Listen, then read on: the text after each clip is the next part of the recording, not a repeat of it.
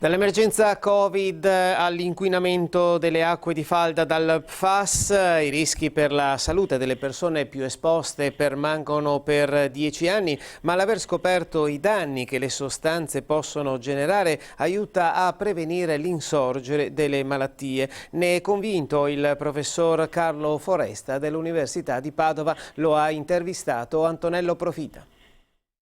Comunemente conosciuta come Commissione Ecomafie, si sta occupando dei famigerati PFAS e per conoscere le scoperte scientifiche sull'argomento ha convocato in audizione il professor Carlo Foresta. Per portare in quella discussione i risultati delle nostre sperimentazioni che hanno individuato in molti casi quali sono i meccanismi attraverso i quali poi le determinano. Osteoporosi, quindi indebolimento dell'osso, infertilità, poliabortività, malattie cardio e cerebrovascolari. Sono tutte manifestazioni cliniche che sono state individuate nelle popolazioni che vivono in questi territori.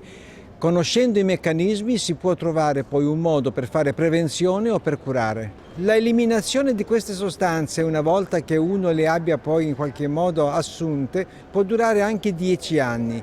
Quindi, dando per scontato che è straordinario l'aver ridotto quasi a zero la presenza dei PFAS negli acquedotti, rimane il grosso problema sanitario che quelli che le hanno assunte le mantengono nel loro organismo per oltre 10 anni. Una domanda sul piano personale. Che reazione le è sembrato abbiano avuto i membri della Commissione ascoltandola? Sono stati molto attenti, mi hanno fatto molte domande e queste sono le prime segnalazioni internazionali che suggeriscono degli interventi sanitari, per cui li hanno colte con molta attenzione e mi hanno invitato a ritornare molto presto per approfondirle.